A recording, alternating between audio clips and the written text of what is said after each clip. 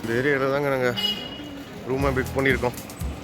பயங்கரமாக பசிக்குது, அதாவது சாப்பிட்டுட்டு விடுங்க ஓடி போய் மாப்பிள்ளை வண்டியை பார்சல் போடணும். கரெக்டாக இப்போ டைம் வந்து 8 மணி ஆகுது. மாப்பிள்ளைக்கு டாக்குமெண்ட்ஸ் போய் பிரிண்ட் எடுத்துகிட்டு வரேன். இங்கே ரயில்வே ஸ்டேஷனுக்கு ஆப்போசிட்டில் எங்கே ஜெராக்ஸ் கடை இருக்குன்னு இப்படி தான் அலைஞ்சிட்ருக்கோம்.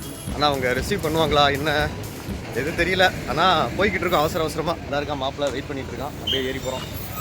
சாப்பிடும் ஜெராக்ஸ் எடுத்துட்டேன் தெரியலையே, உள்ளே போய் கேட்டுக்கலாமா? மாப்பிள்ளைக்கு அப்ரூவலுக்காக கொஞ்சம் லேட் ஆகிட்டுருக்கு. வண்டியிலேருந்து மட்டும் கிட்டத்தட்ட ஒரு 5 லிட்டர் பெட்ரோல் எடுத்துருக்கோங்க. அது என் வண்டிக்கு நான் ஊற்றுறதுக்காக என் வண்டி எடுத்துகிட்டு போகிறேன். அவங்க கேன்லாம் கையில் தர முடியாதுன்னு சொல்லியிருக்காங்க. ஸோ அதை நான் என்னோடய பைக்கில் எடுத்து ஊற்றிட்டா கொஞ்சம் பெட்டராக இருக்கும். எனக்கு பயம் இல்லைன்னு யார் சார் சொன்னது? எப்போ ஒரு தடவை இல்லை சார், ஒவ்வொரு நாளும் ஒவ்வொரு நிமிஷம் ஒவ்வொரு நொடியும் நான் பயந்துக்கிட்டே தான் சார்.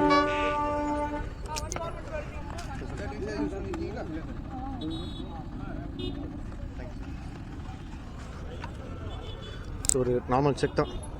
ட்ரிங்க்ஸ் எதுவும் பண்ணியிருக்காங்களான்ற மாதிரி கேட்குறாங்க. பூதை சொல்லிட்டு விட்டாங்க. அப்புறம் என்ன, சுட்டா பறக்க வேண்டியதான் மக்களே. தான் கோயம்புத்தூர், தான் சென்ட்ரல் ரயில்வே ஸ்டேஷன். நான் உங்கள் விஷால் உங்களுக்காக வெறித்தனமாக வீடியோ எடுத்து போட்டுக்கிட்டு இருக்கேன். லைக் பண்ணுங்கள், ஷேர் பண்ணுங்கள், சப்ஸ்கிரைப் பண்ணுங்கள். ஒரே ஃபன்னு தான். ரயில்வே ஸ்டேஷன் போகணும் மக்களே.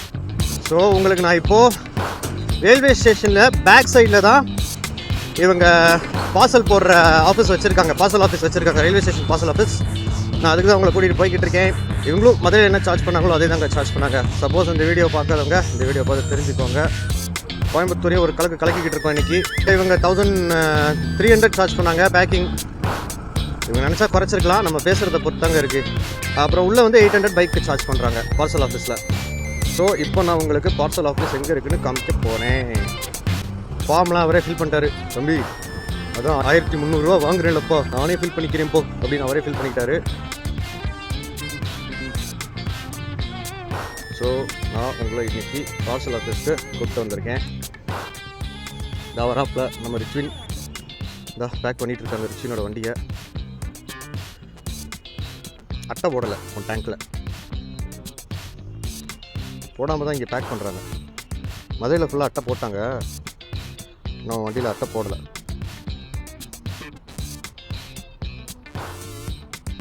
ரொம்ப தேங்க்ஸ்ண்ணே. ஸோ நல்லா ஹெல்ப் பண்ணாங்க இங்கே இருக்கிற ஸ்டாஃபு. கேமரா ஆன் பண்ணதுக்கப்புறம் புரியும்னு நினைக்கிறேன். ஒரு சில நேரம் எனக்கு விலாக் எடுக்க பிடிச்சிருக்கு, பட் ஒரு சில நேரம் நம்ம ஏன் இதெல்லாம் பண்ணுறோன்னு தோணும். உட்காரு மாப்பிள்ள. தண்ணி கூட இல்லாமல் இருக்குது, அதனால் ஒரு மாதிரியாகவே இருக்குடா. அப்படியே பேச முடியல, உதறுது. அதனால தான் எதுவுமே செய்ய முடியல. டக்குன்னு எப்படியாவது வேலையை முடிச்சிருவோம் அப்படின்னு அவசரமாக பார்த்துருக்கோம். சக்ஸஸ்ஃபுல்லாக முடிச்சாச்சு. உனக்கு எவ்வளோ தெரியுமா எக்ஸ்ட்ரா சார்ஜ் பண்ணியிருக்கான்? அதாவது எனக்கு சார்ஜ் பண்ணதுக்கு உனக்கு எவ்வளோ தெரியுமா எக்ஸ்ட்ரா சார்ஜ் பண்ணியிருக்கான்? 400 ரூபா சார்ஜ் பண்ணியிருக்கான். 400 ரூபா சார்ஜ் பண்ணியிருக்கான் உனக்கு எக்ஸ்ட்ரா. வேறு ஊர்லேருந்து வேறு ஊருக்கு போடுற என்ன மாதிரி நீ மதுரையிலேருந்து போடல. இது அது மச்சான், இதுலையாவது டக்குன்னு வாங்கிட்டு வந்துடு.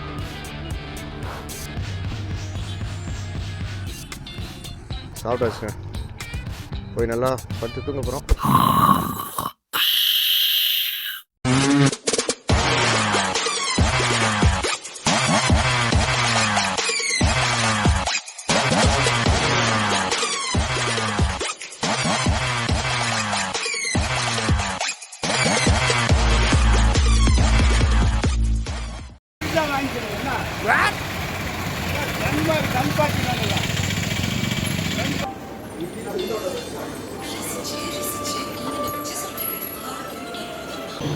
இருக்கு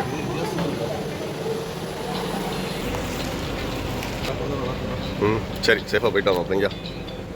சேஃபாக போயிட்டு வா. சேஃபாக முடிச்சாச்சு. 200 கிலோமீட்டர்ஸ் போய்க்கலாம். அரைக்குறையாக தான் தூங்கியிருக்கோம். நம்ம பையனை சேஃபாக வண்டி ஏற்றி விட்டாச்சு. அடுத்து ரிட்டன் நம்ம ரைடை நம்ம பிளான் பண்ணணும். நம்ம ரைடு வந்து ஒரு 200 கிலோமீட்டர்ஸ் இங்கேருந்து நம்ம திரும்ப சேஃபாக போய் ரீச் ஆகணும் நம்ம வீட்டை. பட் இதில் ஒரு பெரிய ப்ளஸ் என்ன அப்படின்னா, ரூமை வந்து ரயில்வே ஸ்டேஷன் பக்கத்துலேயே போட்டுட்டோம். நம்மால் வண்டியும் சேஃபாக பார்சல் பண்ணி அனுப்பிச்சாச்சு. ஆனால் அது எதுவும் டென்ட் இல்லாமல், அது வந்து டேங்க் வந்து மெட்டல் டேங்க்கா, ஸோ அது எதுவும் சேஃபாக டென்ட் இல்லாமல் போய் ரீச் ஆகணும். இல்லைன்னா அவன் என்னைய போட்டு அனத்த ஆரம்பிச்சிருக்கான், நீ தானடா சொன்ன அப்படின்னு. சேஃபாக போயிடும், பார்ப்போம். ரூமுக்கு போயிட்டு நல்லா தூங்கிட்டு அதுக்கப்புறம் ஒரு 9-10 அந்த மாதிரி டயத்தில் தான் நான் கிளம்ப போகிறேன். ஏன்னா எனக்கு ரொம்ப டயர்டாக இருக்குது. 3-4 டேஸாகவே ரொம்ப ஏர்லியராக எழுந்திரிச்சு இது பண்ண ஒரு மாதிரி பிளாக் சர்க்கிள்லாம் விழுந்து சுத்தமாக முடியல. ஸோ ரூம் நல்லா தூங்கிட்டு ப்ராப்பராக பிரேக்ஃபாஸ்ட்டாக சாப்பிட்டுட்டு இப்போ கிளம்பலான் இருக்கேன். இப்போ டைம் வந்து 11 AM.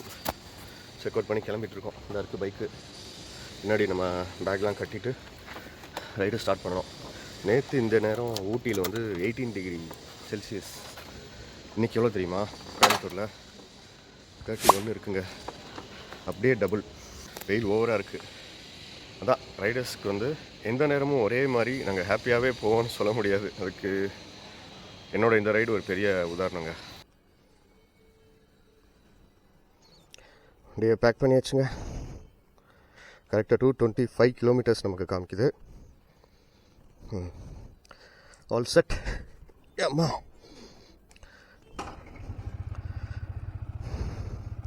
நான் தங்கியிருந்த ரூமில் வந்து சென்ட்ரல் லாட்ஜ் இங்கே வந்து கொஞ்சம் பட்ஜெட் ஸ்டே, கொஞ்சம் இல்லை ரொம்ப பட்ஜெட் ஸ்டே. பட் வந்து நீங்கள் லாங்கராக இருக்கணும் அப்படின்னு நினச்சிங்கன்னா எப்போனாலும் திடீர்னு பிளான் எங்களுக்கு மாறும். ஸோ இவங்க 12 hours செக் அவுட்டு, சும்மா ஏர்லி மார்னிங் 6 o'clock நாங்கள் உங்களை செக் அவுட் பண்ணிடுவோம் அப்படின்லாம் சொல்கிற லாட்ஜாக புக் பண்ணாமல் ப்ராப்பராக புக் பண்ணணும்னு நினச்சிங்கன்னா இந்த சென்ட்ரல் லாட்ஜ். பட்டு சுத்தம் இல்லை. ஒரு சில பேர்னால தூங்க முடியுமான்னு தெரில. பட் அடித்து போட்ட மாதிரி நாங்கள் நேற்று தூங்கினோம். ஏன்னா எங்களுக்கு அவ்வளோ டயர்டு பாடியில். 3 டேஸாகவே தொடர்ந்து ரைட் பண்ணிகிட்ருக்கோம். சரி, அவன் தான் போயிட்டானே, பண்ணிகிட்டு இருக்கேன். இன்றைக்கி 3rd டே என்னுடைய ரைடு. பைக்லேயே வாழ்கிற நபரில் நானும் ஒருவன். Just start. என்னோடய சேனலை சப்ஸ்கிரைப் பண்ணிக்கோங்க. என்னோடய vlog-ஐ தொடர்ந்து பாருங்கள். நீங்களும் இந்த மாதிரி பைக்கில் நல்லா ஊரை சுற்றணும்னு நினைக்கிற ஆளாக இருந்தால் கட்டாயம் என்னோடய vlog உங்களுக்கு பிடிக்கும். ஸோ நான் இப்போ ஸ்டே பண்ணி இந்த லாட்ஜுடைய லொக்கேஷனை நான் டிஸ்கிரிப்ஷனில் கொடுக்குறேன். நீங்கள் அந்த ஹோட்டலில் தான் புக் பண்ணணுன்னு இல்லை, நீங்கள் பக்கத்தில் விசாரிச்சுட்டு பார்த்துட்டு பண்ணுங்கள். பட் நாங்கள் ஸ்டே பண்ணியிருந்த லாட்ஜில் வந்து நிறையா ஆக்சுவலாக ஆச்சரியமாக இருந்துச்சு. நான் க்ளீனாக இல்லைன்னு சொல்லியிருந்தேன் இல்லையா, லேடிஸும் நிறையா இருந்தாங்க. என்னென்னா அந்த மேரேஜ் இன்றைக்கி முகூர்த்த நாள் போல் இருக்குது. ஏர்லி மார்னிங் மேரேஜ் ஃபங்க்ஷனுக்கு ஊர் விட்டு வந்ததும் ரயில்வே ஸ்டேஷனுக்கு ஆப்போசிட்டே ரூம் இருக்கிற மாதிரி, டக்குன்னு குளிச்சதும் மண்டபத்துக்கு போயிடணும்னு நினைக்கிறாங்கல்ல. பேகை மட்டும் சேஃபாக வச்சுட்டு பாத்ரூம் மட்டும் க்ளீனாக இருந்தால் ஓரளவுக்கு ஓகேப்பா எங்களுக்கு. நாங்கள் ரூமில் தூங்கலாம் போகிறதில்ல, இறங்குவோம். ஃபேமிலியோட லேடிஸ்க்கு சேஃப்டி வேணும். பாத்ரூம் மட்டும் ரெஸ்ட் ரூம் மட்டும் யூஸ் பண்ணுவோம். அப்படியே நாங்கள் மேக்கப் போட்டு கிளம்பிடுவோம் மண்டபத்துக்கு. அதுக்கப்புறம் ஈவினிங் வந்து திரும்ப வந்த ட்ரெயின்லேயே ஏறிடுவோன்னு நினைக்கிறவங்களுக்கு, ரிட்டன் ஏறிடுவோன்னு நினைக்கிறவங்களுக்கு நான் சொல்கிறேன் இந்த சென்ட்ரல் லாட்ஜ் ஓகே. அப்படி இல்லைன்னா பக்கத்துலேயே நிறையா கொஞ்சம் நல்லா படுத்து ரெஸ்ட் எடுக்கிற மாதிரியான லாட்ஜ்லாம் இருக்குது. தயவு செஞ்சு அதை யூஸ் பண்ணிடுங்க. பட் எனக்கு ரொம்ப பிடிச்சிருந்தது சென்ட்ரல் லாட்ஜில் அப்படின்னா இவங்ககிட்ட கார் பார்க்கிங்கும் பைக்குக்கும் பார்க்கிங் இருக்குது. அப்புறம் ரெண்டாவது இவங்க 24 hours check out. 24 hours check அவுட்ங்க. அதுக்கு மேலே வேறு என்ன வேணும்? வேறு ஊர் நம்ம திடீர்னு எதையாவது யோசிச்சுக்கிட்டே போயிட்டுருப்போம். குறுக்க இந்த கௌசிக் வந்தானே எவனாவது வந்தானா என்ன பண்ணுறது? சேஃபாக ஓரமாக அப்படியே 60-70 அவுட்டரில், சிட்டிக்குள்ளே ஒரு 40-30 அப்படி மெயின்டைன் பண்ணி அதை அப்படியே கன்சிஸ்டன்சியாக ஃபாலோ பண்ணியே போனாலே போதுங்க. நான் பிரேக்ஃபாஸ்ட்டை 6:30க்கு சாப்பிட்டுட்டு நல்லா படுத்துட்டேன். ஏன்னா காலையில் எழுந்திரிச்சோடனே அப்படியே உளுந்த வடையும் வெண்பொங்கலும் அப்புறம் தோசை இட்லி இதெல்லாம் கொஞ்சம் எல்லாத்துலேயும் எடுத்துக்கிட்டோம் அப்படின்னா நல்லா அடித்து போட்ட மாதிரி தூக்கம் வருங்க. அதுவும் ஆல்ரெடி சரியான பாடி பெயின், ஆல்டிடியூட் மாறினது, லேண்ட்ஸ்கேப்ஸ் மாறினது, டெம்பரேச்சர் எல்லாமே சேர்த்து வச்சு செஞ்சிருச்சுங்க. அப்புறம் மெயினாக அந்த ஜாக்கெட்டு 100-120 ஆயிருக்கும். 120 கிலோமீட்டர்ஸ் நாங்கள் கிளாக் பண்ணோம் நேற்று மட்டும் நான் சொல்கிறது.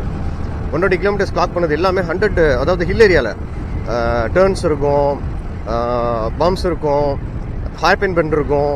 இது வந்து கொஞ்சம் ரிஸ்கான ஏரியாங்க. நீங்கள் ஆக்சுவலாக பிளெயினில் நீங்கள் இந்த மாதிரி ஹைவேஸில் ஓட்டுறீங்கன்னா அது அப்படியே அதுக்கு டபுளாக சமம். நீங்கள் இப்போ ஹைவேல 100 கிலோமீட்டர்ஸ் ஓட்டுறீங்க அப்படின்னா நீங்கள் ஹில்ல 50 கிலோமீட்டர் 40 கிலோமீட்டர் ஓட்டுனதுக்கு தான் சமம். ஏன்னா டைம் வந்து உங்களுக்கு அவ்வளோ கன்சப்ஷன் இருக்கும். ஹில் ஏரியாவில் ரொம்ப டயர்ட் இருக்கும். நீங்கள் அடிக்கடி ஃப்ரீக்வெண்ட்டாக கியர் மாற்றுறது, ஸ்பீடை மெயின்டைன் பண்ணுறது, உங்கள் சேஃப்டியை பார்க்குறது, அப்புறம் உட்காந்து ரெஸ்ட் எடுக்கிறது, அது இது நிறையா இருக்குங்க. பட் ஆனால் ஹைவேல அப்படி கிடையாது. அடித்து போய்கிட்டே இருக்கலாம் ஹைவே பிடிச்சிட்டா. அதுவும் இந்த மாதிரி 4வேலாம் அல்வா சாப்பிட்ற மாதிரி அப்படியே ஓட்டையே நல்லாயிருக்கும்.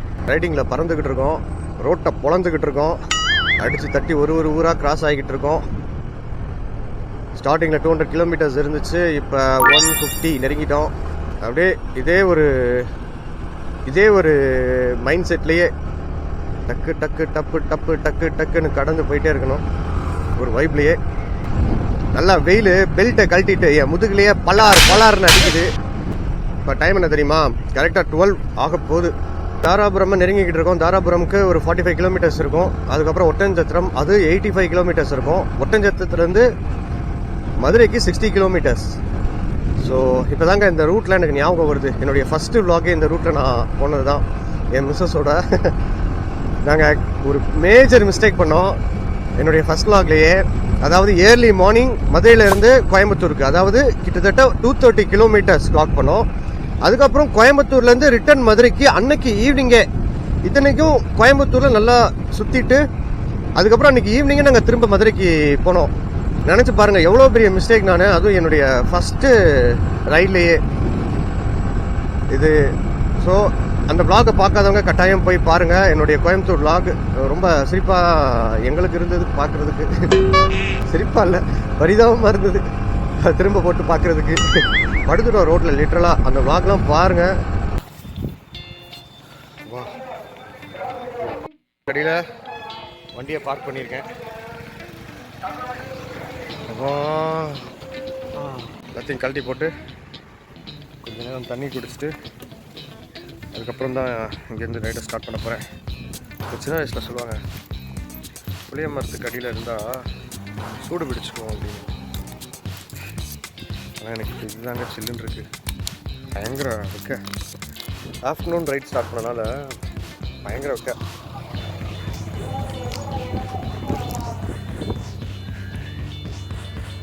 கொண்டு வரும்போது தண்ணி சில்லுன்னு இருந்துச்சு, பயங்கர ஹாட்டாக சூடாக. இப்போ கரெக்டாக செம்பட்டிக்கிட்ட வண்டியை பார்க் பண்ணியிருக்கேன். திண்டுக்கல்லாம் தாண்டியாச்சுங்க.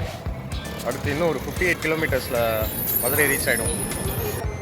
வீட்டுக்கு போனது அப்படியே பொத்துன்னு படுத்துறேன் பெட்டில்.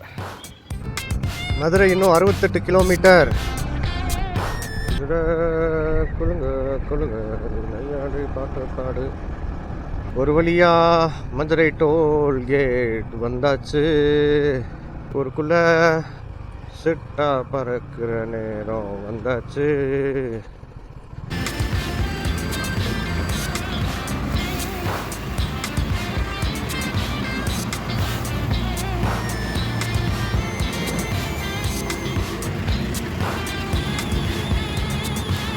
We have reached Madurai safely.